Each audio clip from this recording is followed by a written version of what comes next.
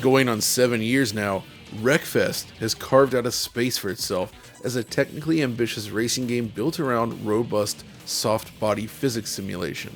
But this year, the long-awaited sequel has finally arrived, at least in early access. Wreckfest 2 is still very much a work in progress, but it already makes a strong case for itself, not just as a worthy sequel, but as a showcase for some of the most advanced real-time physics I've seen in the genre. Which is why, even in this early state, I felt compelled to talk about the game here on Digital Foundry. Before we dive in though, here's something you should know. The game is currently only available on the PC, but the final game is scheduled to arrive on consoles as well, hopefully later this year. Currently, it contains just a small handful of content. There's a few different types of tracks to select from, different race types, and a variety of cars, but not that much else. You can also race offline or online. Like the original, it's being developed by Bugbear Entertainment. Remember when they tackled Ridge Racer with Unbounded? Wild times indeed. I feel like Wreckfest is more suitable towards their stylings. But okay, let's begin with what really defines the game. It's the physics engine. Bugbear has once again utilized their in-house RAMU engine, as it's called, but they've completely rebuilt the entire physics engine to take advantage of more powerful hardware. It now boasts a fully dynamic simulation that runs entirely in real time across all vehicles, debris, and environmental elements. Currently, the game supports up to 24 cars in a single race, and I feel like the chaos that ensues really demonstrates the possibilities of this engine. When you first begin a race, for instance, you start all the way at the back of the pack, and it's honestly just amazing to watch everything unfurl before you. At first glance, it kind of reminded me of MotorStorm, but taken to the next level. From the car's suspension to the plethora of objects scattered across the environment to the realistic damage modeling and crumple zones, it all just exhibits a level of fidelity and crunchiness that I can't say I've ever seen in a racing game like this. Panels shear and twist based on contact angle and force while the suspension buckles under strain. Even minor fender benders can have a visible mechanical consequence that makes it harder to stay on the road, something we'll talk about in a moment. Crucially, none of it's pre-calculated, the entire thing is simulated in real time. There's of course a visual element to it as well. When a car smashes into you, they deploy a mix of materials and mesh damage. Paint is scraped away, for instance, revealing the metal texture beneath, but the actual individual pieces can also crumple and change based on these external forces. And it's this component aspect that makes the game so unique. You see, much like in real life, every car in the game is created from individual pieces. You have body panels, the drivetrain itself, the interior stuff, and everything else under the hood. It's all not only modeled, but it has its own properties. Yes, there's material-specific properties here. Glass, plastic, steel, and more are properly simulated both in terms of weight and the way they interact with one another. So when you slam into another car, a lot of calculations need to happen on the fly. It's not just two large models colliding with one another, it's more about the collection of parts which make up that car, much like a real crash. To that end, in the current build, the developers included a physics playground to play around with. This wide open scene is packed with unusual attractions to drive on, basically designed to smash your car and play around with the driving model. Like this crusher that I showed earlier in the video, this demonstrates the degree to which your car can actually be destroyed. It perhaps even goes a little too far, as it's ridiculous driving around in this condition. But note how everything on the car sort of bends and breaks as it's smashed into this little cube-like shape. I'm also fond of the stairs up here on the top of this ramp.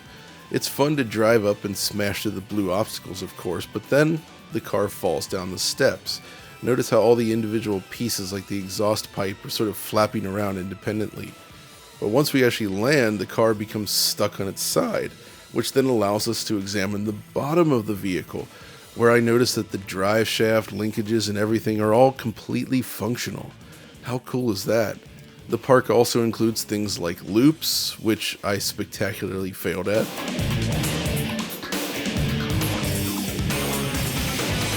There's ramps like this to jump off where you can smash into other things like the lettering here. And a whole lot more, plus there's the whole destruction derby happening in the middle with the AI cars. It all kind of reminds me of Beam NG, which is another physics playground racing game. Of course, this test track is really just for messing about, but the other tracks show further enhancements to the game's visuals themselves beyond the physics. Firstly, the sheer amount of stuff, the debris and other things like tires, shelving, old car parts and the like, they're great for the physics demonstration side, but they also just add a lot of extra realism to the environment itself. The actual rendering quality is a huge step up for this game. This first track is all new and sports an exceptionally high level of detail. There's more in the way of atmospheric haze, which ties it together better, and the overall tone and look just feels more realistic this time.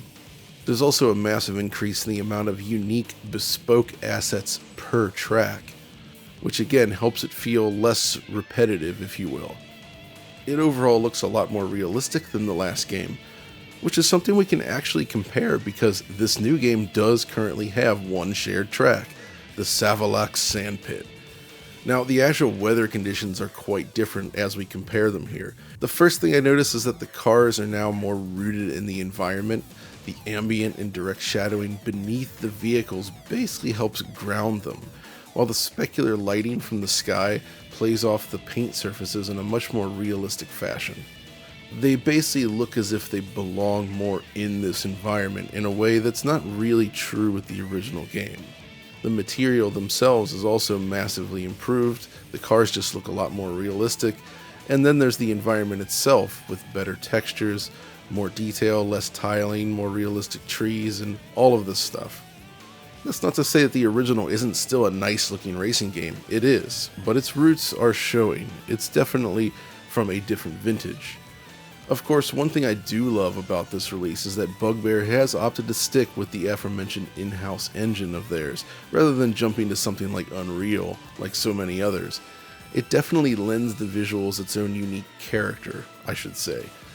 There's also options in the menu that you don't often see these days. MSAA, for instance, is supported as an anti-aliasing option, kind of like Forza Horizon 5, which is another rare instance of MSAA's appearance. FSR 3 is also included here if you want temporal anti-aliasing, but there's currently no support for DLSS. But again, this is still early access. Now, aside from the visuals, there's also the audio side. So firstly, the early access build currently lacks any sort of music, but based on the original, I'm sure that it will arrive in time. Without the music, however, it did push me to listen more intently to the sound effects. And this is an area where I actually walked away rather impressed as well. There seems to be a focus on carefully separating every little sound to ensure that things happening in the race have an appropriate audio component. I'm going to play a sample here, but listen very carefully. If you have headphones, I recommend putting them on right now.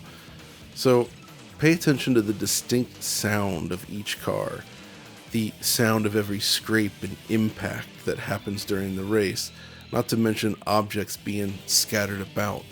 Everything feels very clear, crisp, and easy to identify in a way that when you hear it, you can say, "Oh yes, I know what that was." So, alright, take a listen.